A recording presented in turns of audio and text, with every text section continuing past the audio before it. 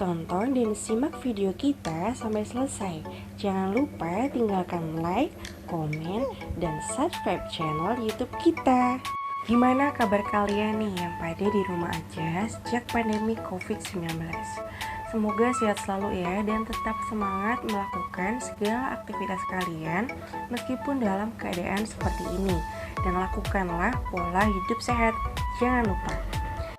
Sudah tidak asing lagi bahwa dunia telah dihebohkan oleh COVID-19, di mana dia tidak hanya berpengaruh terhadap kesehatan, namun juga berdampak besar pada seluruh tatanan aspek kehidupan manusia, baik sosial, budaya, pendidikan, dan juga ekonomi.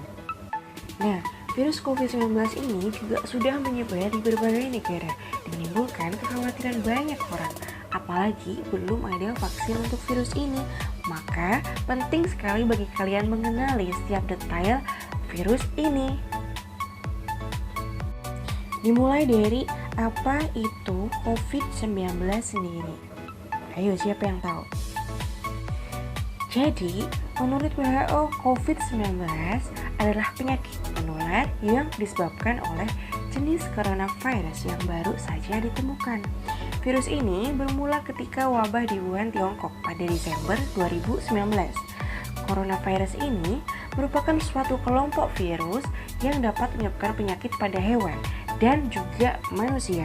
Beberapa jenis coronavirus diketahui menyebabkan infeksi saluran pernafasan pada manusia. Jadi mulai dari batuk, pilek, hingga yang lebih parahnya dan serius yaitu MERS dan SARS. Kemudian, bagaimana sih gejala-gejala yang ditimbulkan oleh COVID-19 pada seseorang yang terjangkit? Jadi, secara umum gejala-gejala yang ditimbulkan adalah demam, batuk kering, dan merasa lelah. Namun, ada gejala lainnya yang mungkin dialami beberapa orang, meliputi rasa nyeri, sakit, hidung tersumbat, sakit kepala, konjungtivitis, sakit tenggorokan, diare, kehilangan indera rasa dan penciuman, muncul ruam pada kulit, kemudian adanya perubahan pada warna jari, tangan, atau kaki. Lalu, bagaimana sih cara penyebaran dari COVID-19? Penyebaran COVID-19 atau penularannya dapat melalui percikan-percikan dari hidung atau mulut seseorang yang terinfeksi ketika mereka berbicara, mereka batuk, ataupun bersin, kemudian mengenai seseorang atau benda-benda di sekitarnya. Daya tahan COVID-19 pada benda, ini juga kalian harus tahu. Daya tahan COVID-19 ini tergantung pada jenis bahan yang dihinggapinya. Pada plastik itu bertahan selama 5 hari, pada aluminium bertahan selama 2-8 jam, pada kertas bertahan 4-5 hari, pada kaca bertahan 4 hari, pada besi bertahan selama 48 jam atau 2 hari, dan pada kayu bertahan selama 2 hari. Lalu apa saja protokol kesehatan yang harus kita patuhi agar terhindar dari COVID-19? Yang pertama, kalian wajib banget buat memakai masker, apalagi jika kalian berada di luar atau sedang beraktivitas seperti bekerja atau belanja kebutuhan sehari-hari. Usahakan untuk memakai masker ya. Yang kedua adalah cuci tangan kalian dengan sabun atau gunakanlah hand sanitizer. Sebelum kalian makan misalnya, biasakan untuk mencuci tangan. Atau kalian habis dari luar megang benda-benda yang kalian nggak tahu itu ada virusnya atau enggak, kalian harus banget buat mencuci tangan. Yang ketiga, lakukanlah social atau physical distancing. Jadi, jika tidak ada keperluan yang mendesak, usahakan untuk tidak keluar rumah terlebih dahulu. Lakukanlah kegiatan kalian di rumah. Misalnya, belajar bisa di rumah. Lakukan kegiatan tersebut di rumah aja. Yang keempat, konsumsilah makanan-makanan yang sehat dan bergizi seperti buah-buahan, sayur, Jangan makan makanan yang kurang sehat, biasakan ya. Yang kelima, kalian harus rajin-rajin berolahraga. Kalian gak boleh males nih buat olahraga, biasakan. Nanti kalau kalian udah biasa pasti menyenangkan. Dan juga kalian harus mendapatkan istirahat yang cukup. Jangan begadang. Jangan biasakan. Ada gak sih dampak positif dari adanya COVID-19? Bagaimana menurut kalian? Lantas apa aja dampak negatif dari adanya COVID-19? COVID-19 membawa dampak positif dan juga negatif. Positifnya, banyak waktu bersama keluarga, sadar pentingnya kebersihan, IT semakin maju, kreativitas meningkat, membuka peluang usaha baru. Negatifnya, hampir semua aktivitas dilakukan di rumah, penurunan pendapatan perusahaan dan banyak pegawai work from home, bahkan di PHK. Berbicara tentang penurunan pendapatan, ini tidak hanya berlaku pada perusahaan, namun juga pada UMKM. Apa itu UMKM? UMKM adalah singkatan dari usaha mikro kecil dan menengah. UMKM itu adalah suatu usaha perdagangan yang dapat dikelola oleh perorangan maupun badan usaha. Tahukah kamu bahwa UMKM telah memberikan banyak kontribusi terhadap perekonomian Indonesia? Tercatat pada tahun 2018 berdasarkan data Kementerian Koperasi dan UMKM menyerap hampir 97% dari total tenaga kerja, menyediakan hingga 99% lapangan pekerjaan. UMKM menyumbangkan 61,07% dari total PDB nasional, 14,37% dari total ekspor, dan 60,42% dari total investasi. Sedangkan pada tahun 2019, UMKM telah memberikan kontribusi sebesar 60% terhadap PDB dan 14% pada total ekspor nasional. UMKM memiliki target loh pada tahun 2020 hingga 2024. Targetnya adalah memberikan kontribusi sebesar 18% di tahun 2020 dan sebesar 30,2% pada tahun 2024. Kemudian untuk kontribusi terhadap PDB nasional di 2020 ditargetkan sebesar 61% dan pada tahun 2024 ditargetkan mencapai 65%. Sedangkan untuk rasio kewirausahaan di 2020 ditargetkan sebesar 3,5% dan target untuk tahun 2024 mencapai 4%. Namun dengan adanya pandemi ini, pertumbuhan dan eksistensi UMKM menjadi sedikit terhambat hingga mengalami penurunan pendapatan. Karena pemerintah dalam hal ini melakukan recovery ekonomi, itu juga memperhatikan upaya dalam memutus rantai penyebaran COVID-19. Salah satunya dengan upaya diberlakukannya kebijakan PSBB dan New Normal.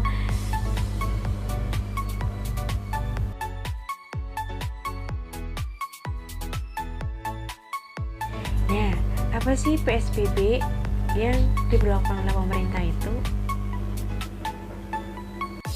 PSBB adalah pembatasan sosial berskala besar. Nah, pembatasan ini berupa pembatasan kegiatan-kegiatan tertentu. Beberapa hal yang dibatasi adalah aktivitas di sekolah, aktivitas di tempat kerja, kegiatan keagamaan, kegiatan di tempat atau fasilitas umum, kegiatan sosial dan budaya, dan juga operasional transportasi umum. Jadi PSBB ini dilakukan dengan tujuan-tujuan yang bagus loh, yakni mencegah terjadinya perkumpulan orang-orang agar dapat memutus mata rantai COVID-19 sehingga menekan penyebarannya. Kemudian kebijakan pemerintah lain yang baru saja diterapkan yaitu New Normal. Apa itu New Normal? New Normal merupakan tatanan kebiasaan, dan perilaku baru yang berbasis pada adaptasi untuk membudayakan perilaku hidup bersih dan sehat dengan tetap menerapkan protokol pencegahan penyebaran COVID-19. Kalian jangan salah paham ya, banyak yang mengira bahwa new normal tuh kembali normal seperti dulu. Beda sekali new normal dengan kembali normal. Perbedaannya adalah dalam new normal, meskipun kita bisa melakukan kegiatan kembali seperti biasa, kita juga tidak boleh meninggalkan dan tetap menerapkan protokol pencegahan penyebaran COVID-19. Jadi sangatlah beda ya. Kalian harus mengingat hal tersebut. Namun ada loh dampak yang ditimbulkan dari PSBB terhadap perekonomian Indonesia. Apakah itu? Menurut Ibu Sri Mulyani, dilansir dari CNN Indonesia, beliau mengatakan bahwa perlambatan kuartal 1 mungkin akan diikuti dengan kuartal 2, di mana PSBB diberlakukan lebih meluas. Melihat dampaknya di triwulan 2 dan 3 yang terdampak cukup besar akibat pelaksanaan PSBB. Nah, dari hal tersebut dapat disimpulkan bahwa PSBB ini membuat shock pada sisi permintaan akibat menurunnya konsumsi RT, menurunnya investasi dan perlambatan perdagangan. Sedangkan pada sisi penawaran, hampir sebagian besar lapangan usaha mengalami penurunan pertumbuhan. Penerapan new normal ini diharapkan dapat menyokong pertumbuhan ekonomi yang menurun melalui beroperasinya kembali sektor industri sehingga perekonomian dapat bergeliat kembali dan mengontrol pertumbuhan ekonomi. Melalui new normal, pemerintah dan masyarakat bersinergi untuk mengembalikan kondisi perekonomian dan sosial masyarakat. Namun di sisi lain, semua pihak diharapkan tetap berupaya untuk tetap menghentikan penyebaran virus corona. Beberapa survei yang kami lakukan, ada beberapa keluhan-keluhan UMKM, di antaranya dari hasil wawancara kami terhadap pengusaha UMKM, yakni Ibu Eli, owner Citra Rasa Catering, Ibu Mufliha, owner Mufliha Catering, Ibu Khotimah, owner Indah Jaya Mebel. Mereka sangat mengeluh terhadap adanya COVID-19 dan diberlakukannya PSBB. Kenapa?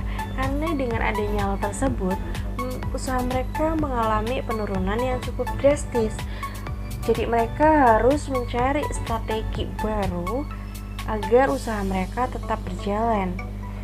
Seperti kalau pada usaha catering, mereka melakukan penjualan online berupa makanan-makanan beku seperti frozen food. Nah, pada usaha mebel, beliau melakukan kerjasama dengan mitra usaha lain dan nanti hasilnya akan dibagi sesuai dengan kesepakatan. UMKM berperan penting dalam recovery ekonomi Indonesia, maka bertahan ya, lakukan hal berikut, coba deh. Ada 10 tips yang bisa dilakukan oleh UMKM dalam upaya bertahan dalam masa seperti ini. Yang pertama adalah menciptakan inovasi pada produk.